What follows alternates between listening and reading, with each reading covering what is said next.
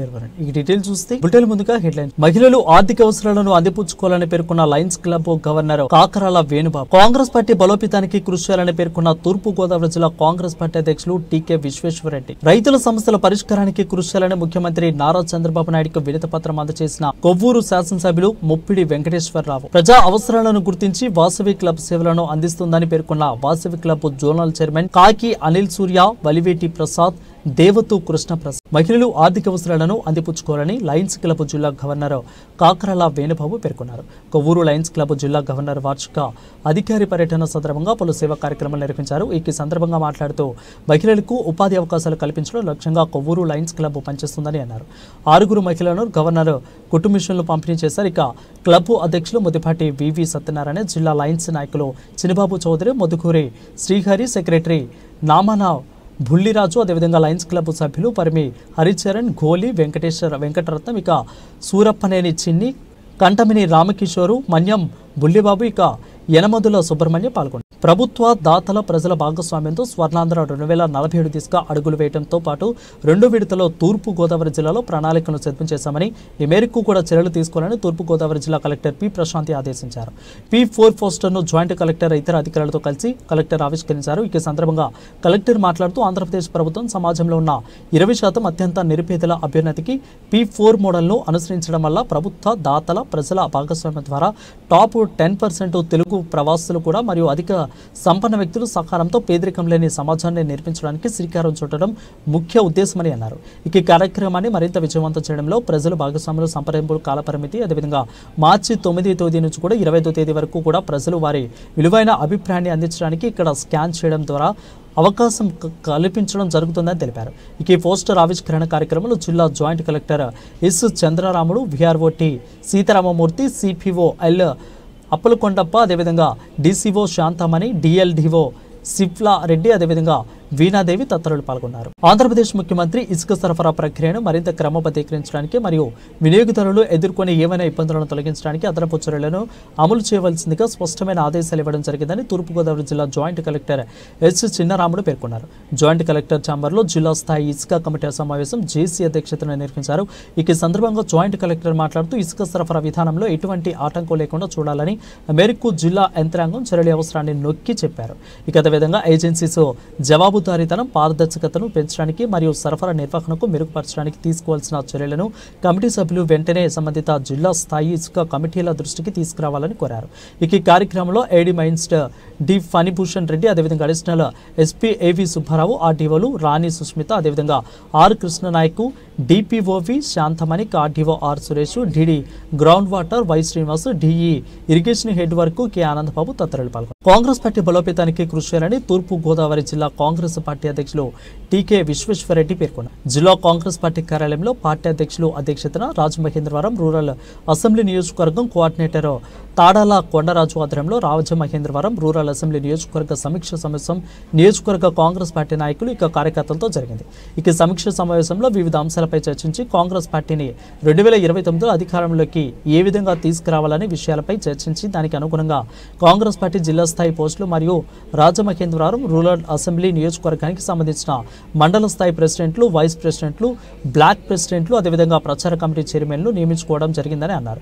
సమీక్ష సమావేశంలో జిల్లా ఎస్పీ సెల్ చైర్మన్ శాఖ పుల్లారావు, అదేవిధంగా జిల్లా ప్రచార committee chairman doctor Vadiyaru Rajanagaram, assembly నియోజకవర్గ కోఆర్డినేటర్ డాక్టర్ శ్రీనివాస్ తదితరులు పాల్గొన్నారు. రైతుల సమస్యల పరిష్కారానికి కృషి చేయాలని ముఖ్యమంత్రి నారా చంద్రబాబు నాయుడును కొవ్వూరు శాసనసభ్యులు ముప్పిడి వెంకటేశ్వరరావు కలిసి వినతి పత్రం అందజేశారు. కొవ్వూరు అసెంబ్లీ నియోజకవర్గంలోని పసివేదల, దొమ్మేరు, నందమూరు మరియు వేలమూరు గ్రామాలకు చెందిన రైతులు భూములకు సంబంధించిన వక్ఫ్ మరియు ఇనాము 22A సమస్యలను పరిష్కరించామని కోరారు. ప్రజా అవసరాలను గుర్తించి వాసవి క్లబ్ సేవలను అందిస్తున్నదని వాసవి క్లబ్ జోనల్ చైర్మన్ కాకి అనిల్ సూర్య, వలివేటి ప్రసాద్, అదేవిధంగా దేవతు కృష్ణప్రసాద్ పేర్కొన్నారు.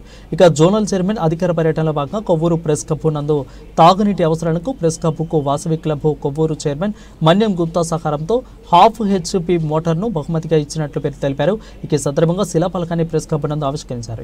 కార్యక్రమంలో వాసవి క్లబ్ అధ్యక్షులు మన్యం గుప్తా, సెక్రటరీ సత్యవరపు గురునాథ్, ట్రెజరర్ సత్యవరపు భారత్ తీగల రవికుమారు, రఘువ రమకాంత్, వల్లాల నాగబాబు, ఇక చెక్క సూర్య గౌతము ఈ కార్యక్రమంలో పాల్గొన్నారు. స్వర్ణాంధ్ర స్వచ్ఛాంధ్ర కార్యక్రమంలో పాల్గొనేందుకు మార్చి 15న రాష్ట్ర ముఖ్యమంత్రి తణుకు వస్తున్న సందర్భంగా సభా ప్రాంగణం, హెలిప్యాడ్ ప్రాంతాలను కలెక్టర్ పరిశీలించారు. ఇక రాష్ట్ర ముఖ్యమంత్రి నారా చంద్రబాబు నాయుడు తణుకు పట్టణంలో స్వర్ణాంధ్ర స్వచ్ఛాంధ్ర కార్యక్రమంలో పాల్గొనేందుకు మార్చి 15వ తేదీన తణుకు రానున్నారని, 3వ శనివారం నిర్వహించే కార్యక్రమాన్ని సింగిల్ యాక్ట్ ప్లాస్టిక్ నిషేధం అనే స్లోగన్తో నిర్వహించనున్నారని ఈ సందర్భంగా మంగళవారం పశ్చిమ గోదావరి జిల్లా కలెక్టరేట్ చదలవాడ నాగరాణి, జిల్లా సూపరింటెండెంట్ ఆఫ్ పోలీస్ అద్నాను నయీం అస్మి సంయుక్తంగా ముల్లపూడి వెంకటరాయ మెమోరియల్ పాలిటెక్నిక్ కాలేజ్లో హెలిప్యాడ్ ఆడిటోరియం, ఇక జాస్తి సీత మహాలక్ష్మి బాలికోన్నత పాఠశాలలో పార్కింగ్ ప్రదేశం, ఇక జిల్లా పరిషత్ బారుల హైస్కూల్ నందు ప్రజావేదిక, స్టాల్స్ ప్రదర్శనకు ప్రాథమికంగా స్థలాలు పరిశీలన చేశారు. ఇక బుధవారం ఆయా ప్రాంతాల ముఖ్యమంత్రి కార్యాలయం సెక్యూరిటీ వింగ్ పరిశీలన చేసిన అనంతరం ఖరారు చేయడం జరుగుతుందని ఇక పాలిటెక్నిక్ కళాశాల ఆడిట్ కుమారు, తహసీల్దారు డివివిఎస్ అశోక్ వర్మ, పాలిటెక్నిక్ కళాశాల ప్రిన్సిపల్ డాక్టర్ ఎన్ తులసిరాధ, ఇక హెడ్ మాస్టర్లు కె పద్మావతి, పి వరలక్ష్మి, స్థానిక నాయకులు టి మారుతిరావు, ఇక వివిధ శాఖల జిల్లా అధికారులు తదితరులు పాల్గొన్నారు.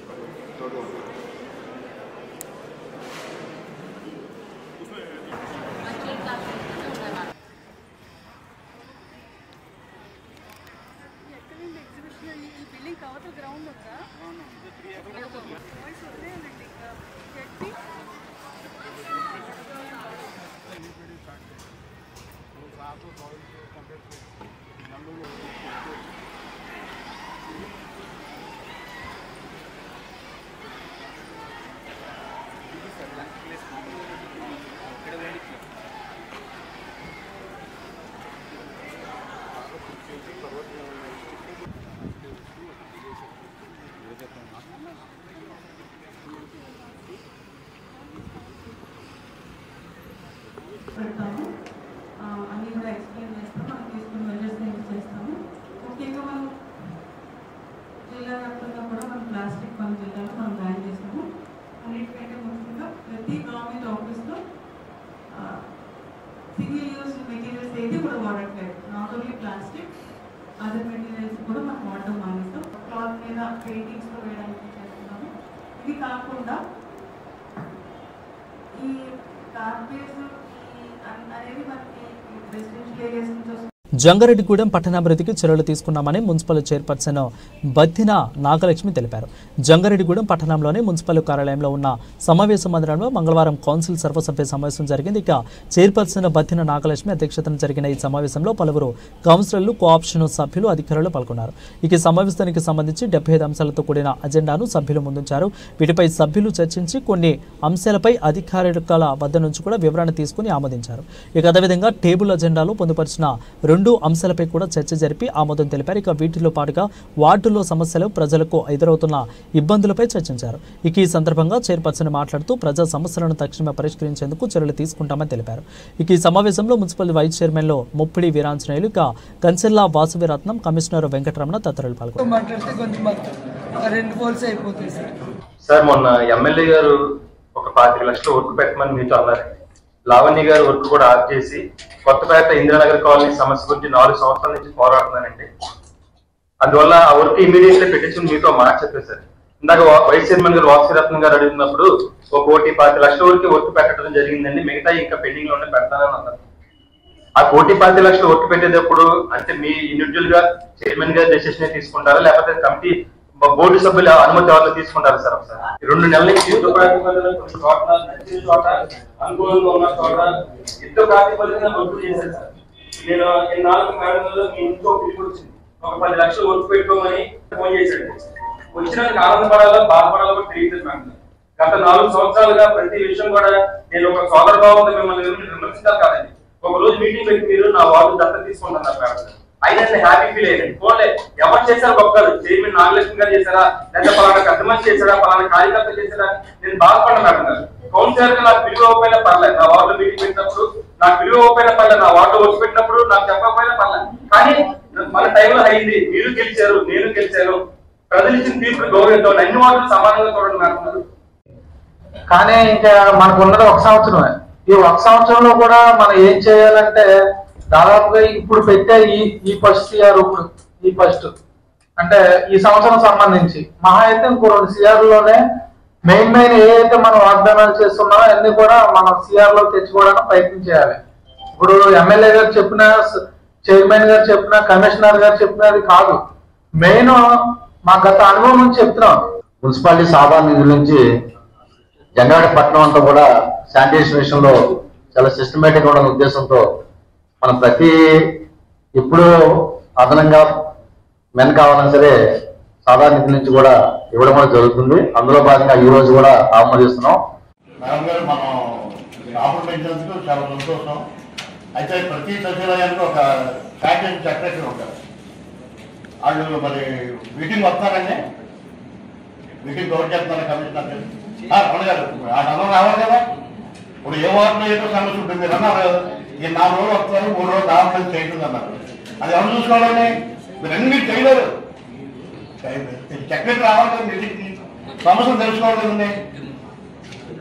కాదండి ప్రతి అడుగుతున్నానండి. ఇప్పుడు ప్రతి సచివాలయంలో ప్రతి దానికి శానిటైజర్ అన్నిటికీ ఉంటారు.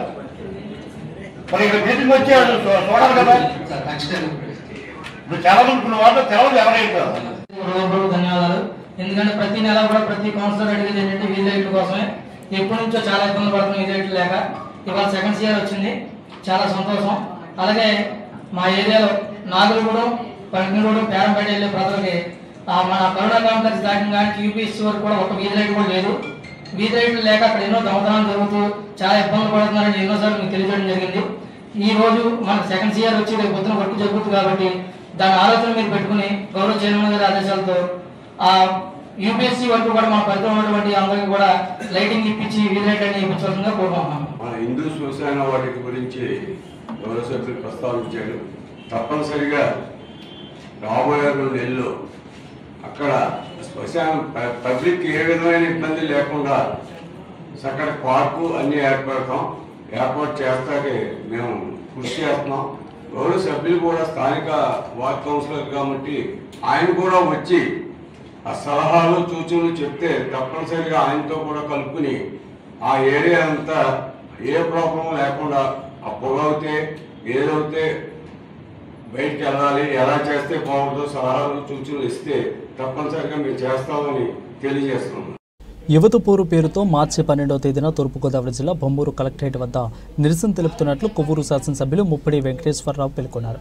ఇక కొవ్వూరు సత్యవతి నగర్లో ఉన్న పార్టీ కార్యాలయం వద్ద వైఎస్ఆర్సీపీ పార్టీ కొవ్వూరు నియోజకవర్గం ఇన్ఛార్జి తలారి వెంకటరావు యువత పోరు నిరసనపై వివరాలు తెలిపారు. ఈ కార్యక్రమంలో పార్టీ నాయకులు, కార్యకర్తలు పాల్గొన్నారు. ఇవి ఇప్పటివరకు బులెటిన్ అప్డేట్స్. మరిన్ని అప్డేట్స్ కోసం చూస్తూనే